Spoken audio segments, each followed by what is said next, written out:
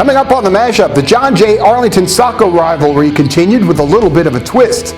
The Ketchum White Plains game was one you didn't want to miss, and Patriot football played in the mud and mist. So fight for the best seat, because you'll flip over what's about to happen. Is it that time already? Yes, the mashup is next.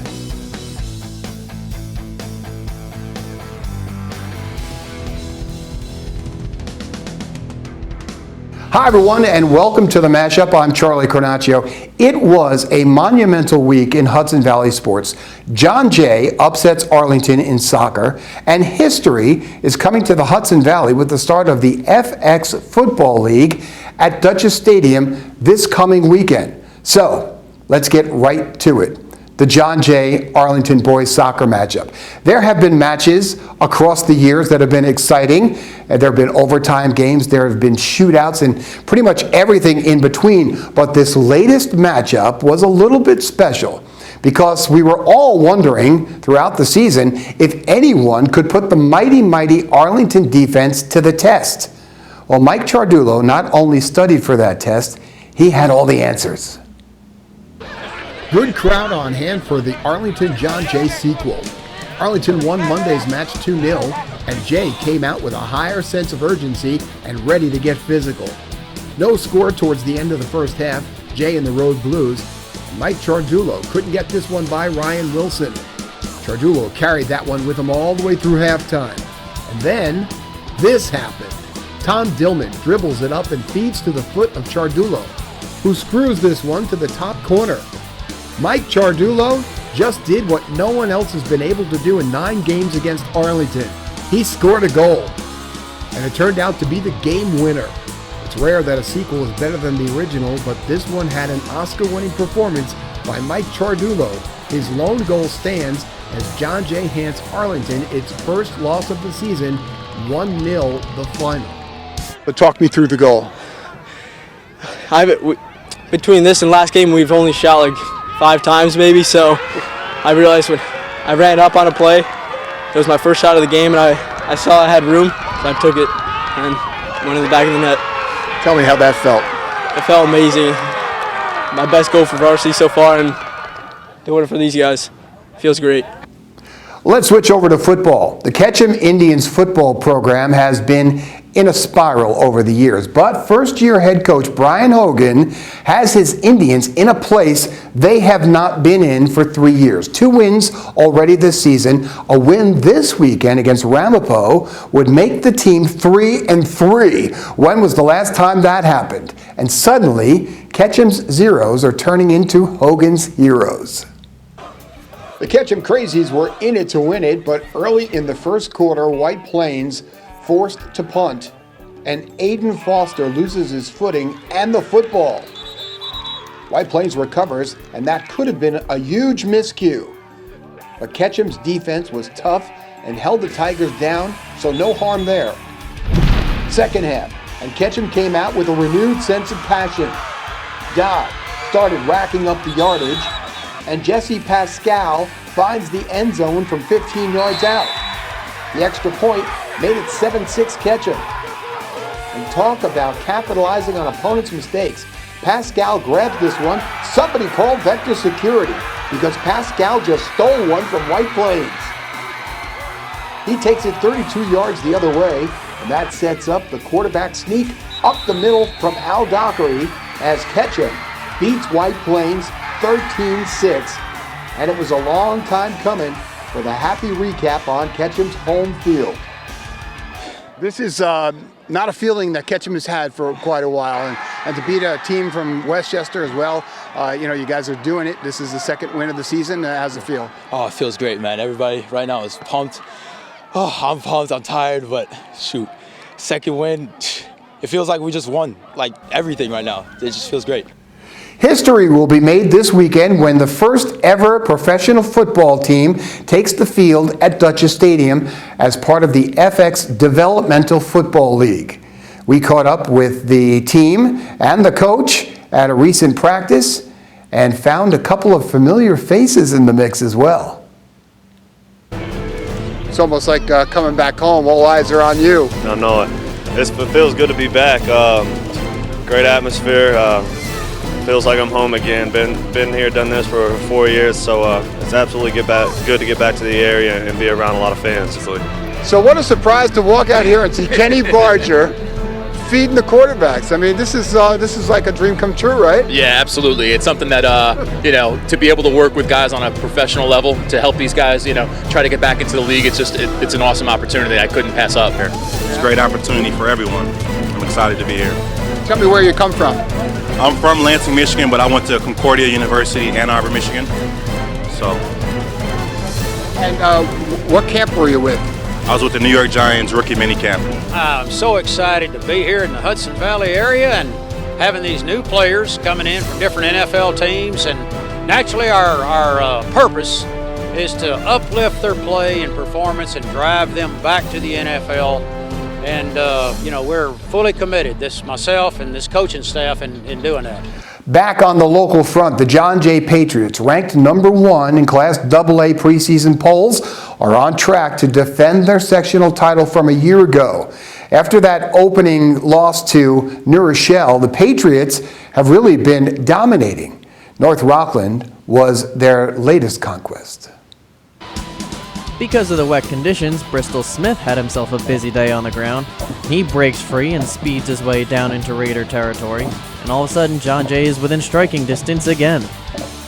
And once they were down there, they may as well punch it home, and Bristol Smith gets the call again. This time he's powering through the defensive line and forces his way through to get a touchdown, and Jay has the lead.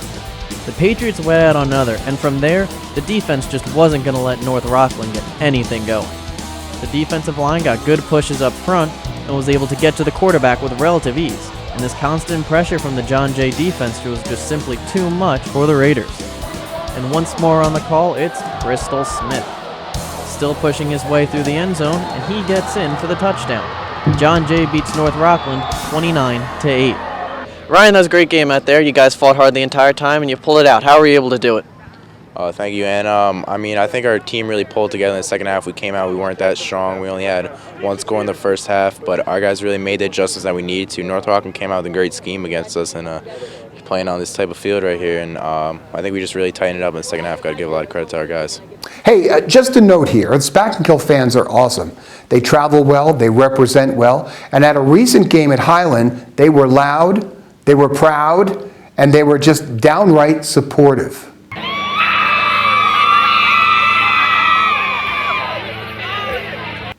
Oh, and hey, here's a tip for you. If you ever want to get yourself on camera, call out the name of the guy holding the camera. That's what Spack did.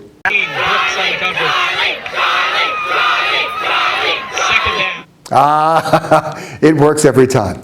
Speaking of Spackenkill, Clinton D'Souza wasn't always a successful head coach. I remember when Clinton was an offensive lineman for the Spartans. But now, he's turned his talents into guiding this year's team to a 4-1 record. And Rich Tomaselli sat down with Clinton D'Souza to get the details of how he made that happen. All right, thank you, Charlie. I am here with Clinton D'Souza, head coach of Spackenkill High School football. 4-1, a dramatic turnaround from last season and the season before that, back-to-back 1-7s. Let's talk a little bit about how we've gotten to this point. Let's talk X's and O's first. I had a chance to talk to a couple of your players for the notebook this week, both of whom had talked about, we have a lot of confidence, we have a lot of heart, which I don't disagree with, but there has to be a lot of X's and O's in there too. What's going on differently this year? I think probably the biggest transformation is experience. We are lucky enough to have juniors and seniors that are 3-year starters. And there's nothing like knowing varsity speed, being able to produce in varsity speed, and even our freshmen and our sophomore are 2-year starters. So, we're very experienced. We've been through the bumps and the bruises of 2 1-7 seasons, and I think that's been the biggest transformation in terms of X's and O's. They're just executing. We've done similar systems the past couple years, just tweaked for certain things, and I'm really proud of them. Right. You've got 2 fabulous running backs. Both of them are fairly new to the program. One transferred back from Virginia. One, your 8th grader, had started a little bit or played a little bit last year. This year he's a freshman. But as much contribution as they've made, it can't just be the fact that they've come and contributed. It's got to be more than that. Oh, I mean, you can try to gear up and stop them, but you know, we've found in the 4 games that we've won, really there's a different contributor each game. You know, we have great skill guys on the outside with Alex Strom, Joe Curry, Marlon Brooks, Kabongo Berry, Adam Wennerston, and then we have a 3-year starter at quarterback who's a great runner himself in Cameron. And I think the underrated group of it all is our offense and defensive lines. They get overshadowed by all the big names and all the skill guys that are in the paper. That always happens. Yeah, exactly. You know, the linemen get no respect. But as an O-line guy, and I played O-line and being the O-line coach, I know how hard they've worked, and you know, and Dakeem and Andres would certainly credit them as well. Absolutely, and staying with that, on your defensive line, you've got a pretty good player in Kiev Bennerman, who's fairly high up there. He's got 5 or 6 sacks already this year. He's kind of the anchor of that line. Yeah, absolutely. He's a wrecking ball in there, and you know, he's a big kid, 6'4", 250 plus. You know, only a sophomore. Incredible feet. You know, he's a basketball player, so that helps him. And he's really been destructive in the middle. And we've kind of limited him to that side of the ball to keep him fresh. And ever since then, he's just been blowing up. So, when you were going through the back-to-back 1-7 seasons, could you see the forest through the trees? Could you see some of these kids, like your quarterback Cameron Avalos, you know, getting to this point where he suffered through the consecutive seasons, but in the same vein, he's maturing. He's getting more experience. He's getting more playing time. Could you see it coming?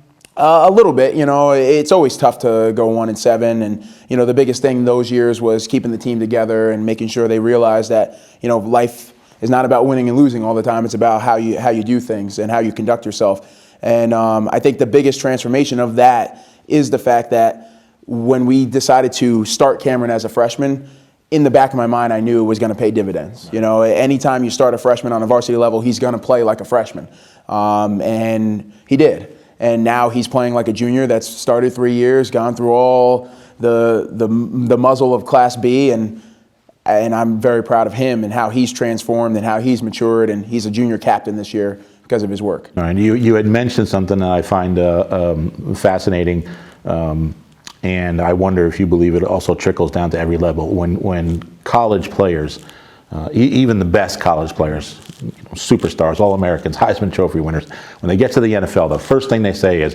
wow, it's fast, and it's hard. Do you find that trickles down, that there's a big gap between, you know, coming up from you know, Pop Warner to a modified to JV to varsity? Absolutely, and we feel it the worst because we don't have a JV. You know, because of low numbers, we've gone to a modified A where our 9th graders play down. So this year's sophomores, the first couple weeks of preseason, their heads were spinning. Shell-shocked. Yeah, they were shell-shocked, you know, and I said, this is varsity football now. And to go from a modified to a varsity speed, that's even greater of a transition. So we definitely saw it the past 2 years where these guys were JV players playing at the varsity level, and it's just a different speed, like you said. Spakenkill at this moment, going into this weekend's game against Red Hook, is 4-1. The only loss, of course, is to state-ranked Marlboro. Without giving away company secrets here, you gave them their best game. What did you do? What did you take away from that game in case you end up seeing them again? We just tried to play them tough. You know, they're very fast. They're very physical. They're very aggressive. You know, we just tried to play what we know how to play. You know, and try to be a little bit of a power running team. And unfortunately, you know, we just kind of petered out in the 3rd quarter, and they took advantage, and they go no huddle, and we just couldn't keep up. You know, it was their day. So, you know, if we do see them again, or it happens to shake out that way, you know, hopefully it's our day. Right.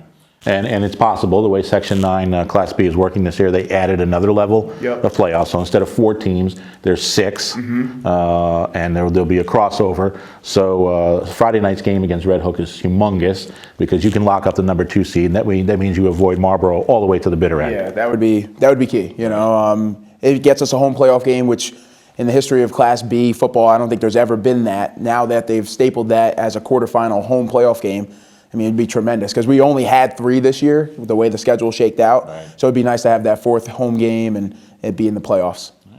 Well, 4-1, Spakenkill off to a tremendous start. We'll see them in the postseason. That's already locked up. Congratulations. Thanks for coming in. Thank you very much. Appreciate it. Thanks, fellas. So that will do it for this edition of The Mashup. We want to thank our in-studio guest, Clinton D'Souza. For Rich Tomaselli, I'm Charlie Carnaccio. We'll see you inside the lines.